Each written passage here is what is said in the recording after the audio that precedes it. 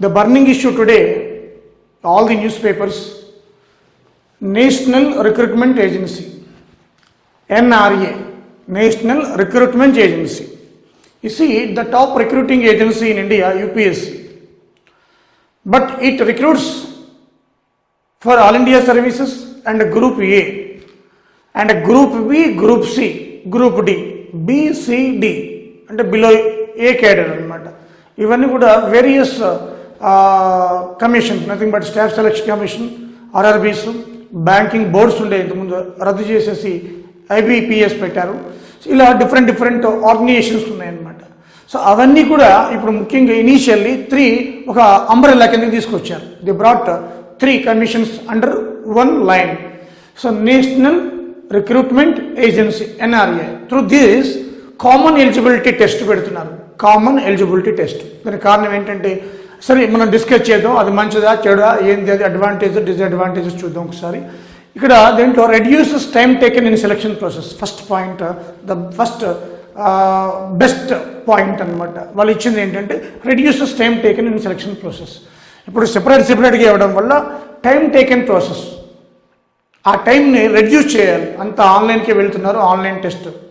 So reduces time taken in selection process. Second, mitigates hardship for candidate from appearing in multiple exams of multiple agencies with similar eligibility conditions. Degree exam తోటి మీకు ఈ 3, 4, 5, 5, 6, 7, 10 exams notification పడినప్పుడు same degree qualification అయినప్పుడు ఇన్ని ఎగ్జామ్స్కి fee కట్టాలి, ఇన్ని ఎగ్జామ్స్కి అపేర్ కావాలి. సో అది చాలా ఖర్చుతో కూడుకున్నది, ప్లస్ ఎక్కువ స్ట్రెయిన్ అవ్వాలి క్యాండిడేట్. దాన్ని అవాయిడ్ చేయొచ్చు. అలాగే కామన్ ఎలిజిబిలిటీ టెస్ట్, CET అంటే ఇక్కడ common eligibility test to be conducted at over 1000 centres, అంటే ఆల్మోస్ట్ ఆల్ ఎవరి డిస్టిక్లో కూడా. అండ్ ఎవరి district will have at least 1 exam centre including these 117 aspirational districts including backward districts like Bhadradri Kothagudem, Khammam, Adilabad లాంటివి అన్నమాట. అలాగే better access to rural under privileged candidates and women. So ఇక్కడ rural పీపుల్కి, ఉమెన్కి కూడా ఎక్కువగా ప్రాధాన్యత ఇస్తారు. సో ఇది national recruiting agency common eligibility test. దీంట్లో భాగంగా గవర్నమెంట్ కమింగ్ 3 ఇయర్స్లో ఒక 3 స్టాఫ్ సెలక్షన్ కావచ్చు, IBPS కావచ్చు, అదేవిధంగా RRBC, ఈ 3 కూడా ఏవైతే non gazetted vacancies, B cadre, C cadre including D cadre. So non gazetted vacancies అన్ని కూడా నాట్ టెక్నికల్ ఈజ్ డిఫరెంట్ అనమాట యాజ్ యూజువల్. అది దాని గురించి ఇంకా మెన్షన్ చేయలేదు. మనం మాట్లాడుకునేది only for non technical, non gazetted, non technical, grade B, grade C including D vacancies, below grade B అంతా కూడా. ఓకే, సో దీంట్లో భాగంగా మనకి వాళ్ళు ఒక సింగిల్ అంబ్రెల్లా లాంటి ఏజెన్సీని క్రియేట్ చేశారు, NRA. దాని ఆధ్వర్యంలో మనకి CET టెస్ట్ జరుగుతుంది. ఇయర్లీ 2 times జరుగుతుంది. 2 times ఇయర్లీ 6 monthsకి ఒకసారి జరుగుతుంది కామన్ ఎలిజిబిలిటీ టెస్ట్ అనమాట. సో దీంట్లో ముఖ్యంగా మనం చూస్తే హైలైట్స్ ఏంటమని ఒకసారి చూద్దాం. ఇక్కడ నేను చెప్పాను మీకు టైం టేకింగ్ ప్రాసెస్ తగ్గుతుంది. ఒక్కసారి ఎగ్జామ్ పాస్ అయ్యి మెడికల్ అయిన తర్వాత అపాయింట్మెంట్ ఆర్డర్ రావడానికి 1 year నుంచి మినిమం 6 months, 1 year పడుతుంది. దాన్ని అవాయిడ్ చేయడానికి ఇది తీసుకొస్తున్నారట. అందుకే ఇక్కడ మోడీ గారు good governance through the transparency అని హెడ్డింగ్ కూడా పెట్టారు, దీనికి క్యాప్షన్ కూడా ఇచ్చారు. ఓకే, ఈ NRA కింద సింగిల్ కామన్ ఎలిజిబిలిటీ టెస్ట్. దీంట్లో చూస్తే మనకి NRA will initially conduct the common eligibility test for 3 sectors. Number 1 railway recruitment board, ఇక ఉండవు ఇవి రైల్వే రిక్రూట్మెంట్ బోర్డ్స్ అన్నీ ఉండవు. సో అదేవిధంగా staff selection commission and institute of banking personal selection. Initially ఈ 3 కూడా మనకి ఒక గొడుగు కింద తీసుకొచ్చారు. ఆ తర్వాత 3 years తర్వాత ఆలోచిస్తారట, ఒక గాల్లో పడిన తర్వాత. ఇప్పుడు ఇది NRA ఏదైతే ఉందో, నేషనల్ రిక్రూటింగ్ ఏజెన్సీ ఏదైతే ఉందో, ఇది అటానమస్ బాడీ అట. దీనికి కూడా మనకి ఒక కేంద్ర సెక్రటరీ స్థాయి అధికారి కూడా ఉంటారు, గవర్నమెంట్ నియమిస్తుంది, అటానమస్ బాడీ. దీంట్లో ఈ యొక్క రైల్వే బోర్డు, రిక్రూట్మెంట్ బోర్డు ఎవరైతే సెక్రటరీస్ మెంబర్స్, స్టాఫ్ సెలక్షన్ ఎవరైతే సెక్రటరీస్ మెంబర్స్ ఉంటారో, అలాగే IBPS కూడా వాళ్ళందరూ కూడా దీంట్లో సభ్యులుగా ఉంటారు. ఓకే, సో ఇక it will be held separately for 3 levels, అంటే graduate 10th class level, graduate level, intermediate level, inter level అంటే 10th, inter, graduate, degree, 12th, 10th standard 3 ఎగ్జామ్స్కి క్లర్క్స్కి ఏమన్నా కూడా 10th class ఉంటుంది, మనకి ఇంటర్ ఉంటుంది. తర్వాత డిగ్రీ పోస్టులు కామన్, అవి స్టాఫ్ సెలక్షన్లో కానీ రైల్వేస్లో కానీ, సో బ్యాంక్స్లో కూడా సేమ్ క్వాలిఫికేషన్. సో అవన్నీ కూడా non technical posts, non technical, non gazetted, non technical, ఇవి మర్చిపోవద్దు. టెక్నికల్ గురించి వాళ్ళు ఏం మాట్లాడలేరు, మేబీ 3 years వరకు as usual, no problem at all. ఇప్పుడు స్టాఫ్ సెలక్షన్, జూనియర్ ఇంజనీర్స్ ఉంది, డిప్లొమా క్వాలిఫికేషన్ యాజ్ యూజువల్. మనం మాట్లాడుకున్నది నాన్ టెక్నికల్ గురించి. So examination will be conducted online twice a year in 12 languages. తర్వాత రాజ్యాంగం గుర్తించిన 22 భాషల్లో later they initiative first 12 languages. అంటే పేపర్ 12 భాషల్లో ఉంటుందన్నమాట. ఇంతకుముందు రైల్వే పెట్టినప్పుడు కూడా మనకు ఆ రైల్వే జోన్ పరిధిలో ఎన్ని భాషలు ఉన్నాయో అన్ని భాషల్లో ఇచ్చేవారు. ఇప్పుడు సపోజ్ సౌత్ సెంట్రల్ రైల్వే అనుకోండి, తెలుగు, మరాఠీ, కన్నడ, ఇంగ్లీషు, హిందీ 5 అన్నమాట. సో ఈ పరిధిలో ఇచ్చేవాళ్ళు పేపర్స్. ఒక తమిళ్ అయితే తమిళ్ కూడా, అంటే ఆ పరిధి ఎంతవరకు ఉందో ఏరియా ఆఫ్ ది ఆ జోన్, సో ఆ భాషలన్నీ ఇవ్వాలన్నమాట. ఇప్పుడు 12 languages. So initially 12, after that they increase to national languages 8th షెడ్యూల్లో రికగ్నైజ్డ్ లాంగ్వేజెస్ 22 ఉన్నాయి తర్వాత ఆఫ్టర్ 3 years. ఓకే, సో ఇవి మనకి ఇది అటానమస్ బాడీ అట, yearly twice 6 months once online examination, ఎవరి district there is a centre. Okay, అలాగే score will be valid for 3 years. Score అట ఆ కామన్ ఎలిజిబిలిటీ టెస్ట్లో స్కోర్ 3 years వరకు వ్యాలిడిటీ. మళ్ళీ రాసుకుంటే ఇంప్రూవ్ అయితే ఇంప్రూవ్ అయిన స్కోర్నే తీసుకుంటారు. సో మల్టిపుల్ అటెంప్ట్స్ ఇవ్వచ్చు, బెస్ట్ స్కోర్ని మాత్రమే టేకెన్ ఇన్ టు అకౌంట్. అయితే ఇక్కడ మనం ఏంటంటే చూడండి, according to the department of personnel training DOPT అంటే secretary, there are 1.25 lakh vacancies every year in group B and C non gazetted officers and about 2.5 crore people apply every year. వాళ్ళు ఏం చెబుతున్నారు, government లెక్కల ప్రకారం group B and group C పోస్టులు, దీంట్లో తర్వాత D కూడా యాడ్ చేయొచ్చు, ఎందుకంటే ఆర్ఆర్సి కూడా ఇచ్చాడు. అంటే రైల్వే రిక్రూట్మెంట్ సెల్ అదేం చేస్తుంది, ఆర్ఆర్బి బోర్డులోనే ఆర్ఆర్సి అంటే రైల్వే రిక్రూట్మెంట్ బోర్డు సెల్, అంటే గ్రూప్ డికి అనమాట. గ్రూప్ డి కూడా ఇక ఇదే ప్యాటర్న్ కిందకి వచ్చేస్తుంది. 10th class కదా గ్రూప్ డి అంటే క్వాలిఫికేషన్ రైల్వేస్లో, గ్రూప్ డి వేకెన్సీస్ ఆర్ఆర్సి అంటారు, రైల్వే రిక్రూట్మెంట్ సెల్ అనమాట గ్రూప్ డి. ఇవన్నీ చూస్తే 2.5 crores అప్లై చేస్తున్నారట, అప్రాక్సిమేట్లీ 1.5 lakh వేకెన్సీస్. గవర్నమెంటే చెప్తుంది సంవత్సరానికి ఇండియాలో 1.5 lakh సెంట్రల్ గవర్నమెంట్ ఉద్యోగాలు తీస్తున్నాము, దీనికి 2.5 crores పీపుల్ అప్లై చేస్తున్నారు. వీళ్ళందరూ ఒక పోస్ట్కి వేరియస్ డిపార్ట్మెంట్స్, అంటే దీంట్లో అప్లై చేసిన వాళ్ళే బ్యాంకింగ్లో రైల్వే చేస్తారు, రైల్వే చేసిన వాళ్ళే స్టాఫ్ సెలక్షన్ చేస్తారు. ఇన్నిసార్లు వాళ్ళు ఫీ కట్టాలి, ఇన్నిసార్లు మళ్ళీ పోయి రావాలి, ఖర్చుతో కూడుకున్నది, మానసిక శ్రమ కూడా. సో ఇవన్నీ అవాయిడ్ చేయొచ్చు అని చెప్పడం గవర్నమెంట్ యొక్క ఉద్దేశం అనమాట. So non gazetted, non technical 12 languagesలో ఇయర్లీ ట్వైస్ ఉంటుంది ఎగ్జామినేషన్. అంతా బాగుంది, ఎవ్రీథింగ్ ఈజ్ గుడ్. సో ఇక్కడ సాధ్యాలు ఒకసారి చూద్దాం, ఓకేనా.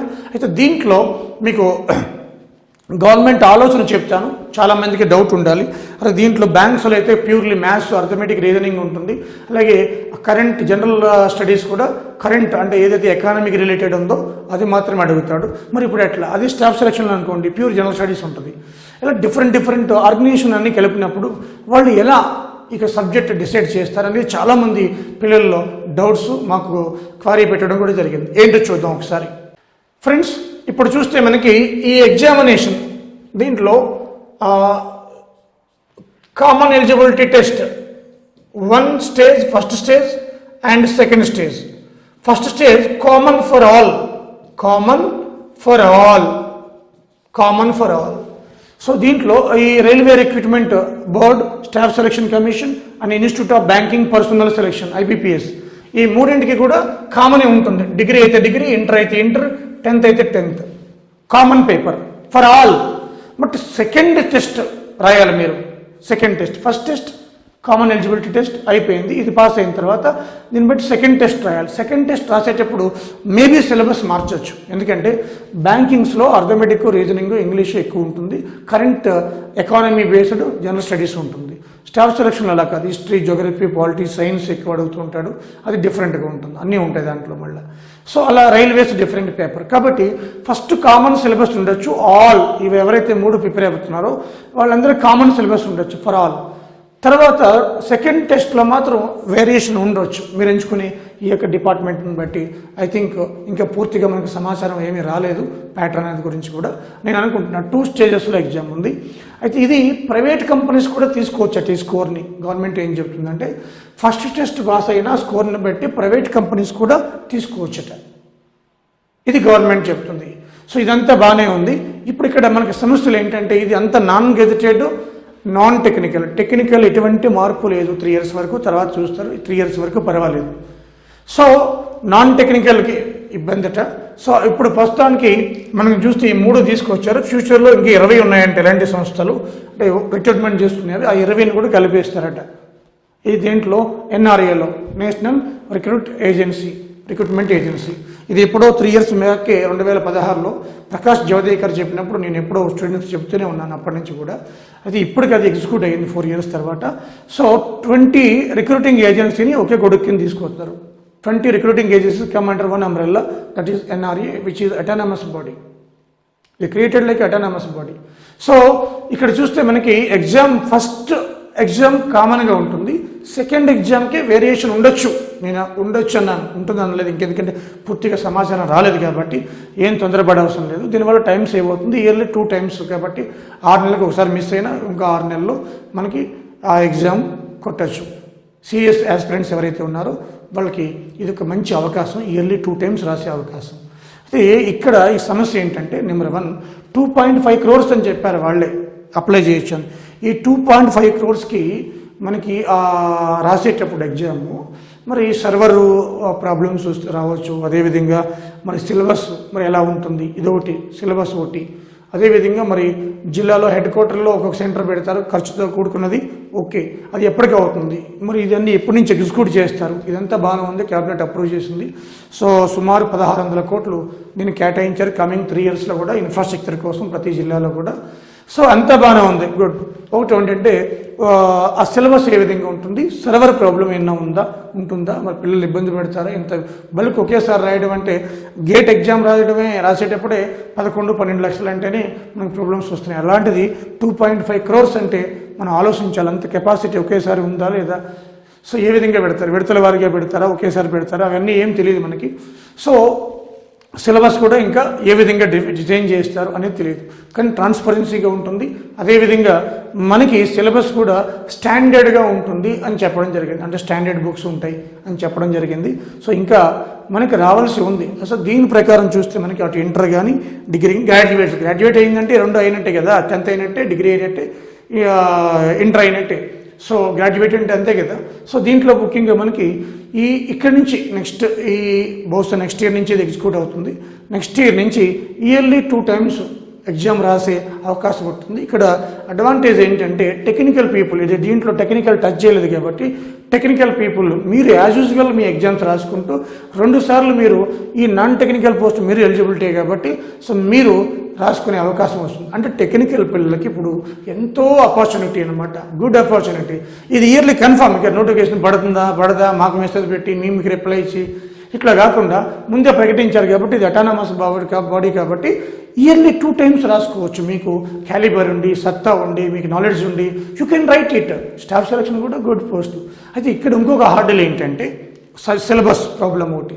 సిలబస్తో పాటు ఇంకొక హార్డిల్ ఏంటంటే railway recruitment board pattern is different, కొంచెం లిబరల్గా ఉంటుంది. స్టాఫ్ సెలక్షన్ యూపీఎస్సీ తర్వాత సెకండ్ హైయెస్ట్ అది స్టాఫ్ సెలక్షన్, చాలా టఫ్గా ఉంటుంది. పేపర్ క్వశ్చన్స్ ఫ్రేమింగ్ కొన్ని టఫ్గా ఉంటాయి, కొన్ని కొంచెం లిబరల్గా ఉంటాయి. బట్ ఐబీబీఎస్ అంటే బ్యాంకింగ్, ఇవి అర్థమెటిక్ రీజనింగ్ కొంచెం డిఫరెంట్గా ఉంటాయి, టఫ్గా ఉంటాయి ఇవి కూడా. మరి ఎలా ఇంటిగ్రేట్ చేస్తారు ఇది సిలబస్ అనేది ఒకటి ప్రాబ్లం అనమాట, ఒకటి సమస్య. ప్రాబ్లం అంటే సమస్య. మరి అది వాళ్ళు ఎలా చేస్తారు? ఇప్పుడు కామన్ టెస్ట్ ఫర్ ఆల్ అన్నాడు, ఫస్ట్ది ఉంటుంది, సెకండ్ది ఉండకపోవచ్చు అని చెప్పాను. మరి ఈ సిలబస్ డ్రాఫ్ట్ డిజైన్ ఎలా చేస్తారు? ఇప్పుడు నాన్ గెజిటెడ్ కాబట్టి, నాన్ టెక్నికల్ కాబట్టి బీఏ వాళ్ళు, బీకామ్ వాళ్ళు ఉంటారు. వాళ్ళు ఏ విధంగా దీన్ని ఆ సిలబస్ని గ్రాప్ చేయగలరు? హిస్టరీ, పాలిటీ, జాగ్రఫీ అంటే చదువుతారు, కానీ వీళ్ళు ఆ అర్థమెటిక్ రీజనింగ్ అంటే పాపం కొంచెం ఇబ్బందిగా ఉంటుంది ఇంజనీరింగ్ పిల్లలు కంపేర్ చేస్తే. సో అది ఒకటి ఏ విధంగా చేస్తారు, ముఖ్యంగా రూరల్ విలేజెస్ అనేది చూడాలి. సో ఇంకా మనకి సిలబస్ వచ్చిన తర్వాత క్లారిటీ వస్తుంది. ప్రస్తుతానికి ఈ ముఖ్యంగా టెక్నికల్ పిల్లలకి ఈ సంతోషదాయకమైన విషయం ఏంటంటే మీ టెక్నికల్ని ఏమీ కదిలించలేదు ఇక్కడ. యాజ్ యూజువల్ స్టాఫ్ సెలక్షన్లో జూనియర్ ఇంజనీర్స్ యాజ్ యూజువల్ ఎదురయ్యారు. రైల్వేస్కి సంబంధించి junior engineers, senior engineers as usual, technicians as usual, IT కానీ డిప్లొమా కానీ. ఇక్కడ వచ్చిందల్లా కూడా నాన్ గెజిటెడ్ వాళ్ళని ఇక్కడ టచ్ చేశారు కాబట్టి వాళ్ళనే ఫస్ట్ మనకి ఎక్కువ ఫోకస్ పెట్టారు కాబట్టి 3 years వరకు మీకు ఇబ్బంది లేదు. బట్ మీకు ఇంకో లక్ ఏంటంటే మీరు ఈ టెక్నికల్ టెక్నికల్తో పాటు నాన్ టెక్నికల్ కూడా రాసుకోవచ్చు కాబట్టి మీకు 2 ఛాన్సెస్ అదనంగా ఎంటైర్ ఈ 1.25 lakh పోస్టులకి కూడా వేకెన్సీస్కి మీరు ఎలిజిబిలిటీ. ఓకే, సో కాబట్టి ఆ స్టడీస్ మీద ఫోకస్ పెట్టండి. సో ఉన్న హర్డిల్స్ అన్నీ కూడా చెప్పాను మీకు. ఒకేసారి ఇంతమంది రాస్తే సాఫ్ట్వేర్ ప్రాబ్లం, సిలబస్ సమస్య, సిలబస్ ఏ విధంగా ఇస్తారు అనేది వీళ్ళని ఇంటిగ్రేట్ చేస్తారు. మరి ఫస్ట్ స్టేజ్ సెకండ్ స్టేజ్ కామనా సిలబస్ కాదా? ఫస్ట్ అయితే కామన్ ఉంటుంది, సెకండ్ కాకపోవచ్చు అని చెప్పాను నేను నా పరిమిత జ్ఞానంతో. ఎందుకంటే మీరు ఎంచుకునే ఆ యొక్క బోర్డుని బట్టి ఉంటుంది. బ్యాంకింగ్ ఎంచుకుంటే సిలబస్ ఒకలా ఉండొచ్చు, రైల్వేస్ ఒకలా ఉండొచ్చు. ఫస్ట్ అయితే అందరికి కామన్గా ఉండొచ్చు. ఆ సిలబస్ ఎలా డిజైన్ చేస్తారనేది చూడాలి. Let us wait. ఓకే, ప్రస్తుతానికి ఏదైనా కావచ్చు. ఇది ఒక మంచి శుభ పరిణామం. వెంటనే రిజల్ట్ వచ్చేస్తాయట. రిజల్ట్ కోసం కూడా మీరు వెయిట్ చేయవసరం లేదు ఇప్పుడు. సో రిజల్ట్ పరీక్ష రాసిన తర్వాత 2-3 నెలల తర్వాత 5-6 నెలల తర్వాత రావడం అనేది మనకి చాలా టైం వేస్ట్ అనమాట. ఆ ప్రాసెస్ వస్తూ చెప్తూ చాలా చక్కటిగా నిర్ణయం తీసుకున్నారు. మనం అప్రిషియేట్ చేయాలి గవర్నమెంట్ని కూడా. సో ఆన్లైన్ ఎగ్జామ్, అది డిస్ట్రిక్ట్ సెంటర్లోనే కాబట్టి ఒక 50 కిలోమీటర్ల పరిధిలోనే ఎగ్జామ్ ఉంటుంది. ఎక్కడో ట్రైన్ ఎక్కువ లేకపోతే దూర ప్రాంతాలకు వెళ్ళవసరం లేదు. జస్ట్ 3-4 అవర్స్లోని ఎగ్జామ్ సెంటర్కి వెళ్ళొచ్చు మీ ఇంటి నుంచి. ఇవన్నీ కూడా అనుకూలమైన దృక్పథాలు. ఓకే, సో మరి ఇది పూర్తి ఇన్ఫర్మేషన్ వచ్చిన తర్వాత చూద్దాము. But what ever it may be, both technical non technical, transparency is important అని గవర్నమెంట్ చెప్తుంది కాబట్టి రిజల్ట్ కూడా వెంటనే ఇస్తారు కాబట్టి మీరు ఈ యొక్క ఎడ్యుకేషన్ సిస్టమ్ మీద ఫోకస్ పెట్టండి. 1.25 lakhs ఫిల్అప్ చేస్తున్నాం వాళ్ళే చెప్తున్నారు. ఎవ్రీ ఇయర్ కూడా ఏదో పోస్టులు వస్తూనే ఉంటాయి. మనకు ఈ యొక్క నాలెడ్జ్ అనేది ఉంటే గెయిన్ చేస్తే ఆటోమేటిక్గా డిగ్రీయా, 10th క్లాసా, ఇంటర్మీడియటా పక్కన పెట్టండి. First we should gain 1 employment. మన కాళ్ళ మీద మనం నిలబడాలి. అప్పుడే మనకు కాన్ఫిడెన్స్ బిల్డప్ అవుతుంది. ఓకే, సో ఇది national recruitment agency common eligibility test అమ్మ. సో ఈ ఫర్దర్గా ఇన్ఫర్మేషన్ ఏదైనా ఉంటే మీతో షేర్ చేసుకుంటాను. సో ఇక్కడ మీరు చూస్తే సిలబస్ కోసం ఒకటి వెయిట్ చేయాల్సిన పని లేదు. ఎందుకంటే సిలబస్ ఏ ఎగ్జామ్లకైనా జోగ్రఫీ, హిస్టరీ, పాలిటీ, అదేవిధంగా economy common syllabus, science common syllabus ఏ ఎగ్జామ్ అయినా కూడా అది ఎక్కువ తక్కువ వెయిటేజ్ అనేది వాళ్ళు డిసైడ్ చేస్తారు. వచ్చిన తర్వాత చూద్దాం మనం.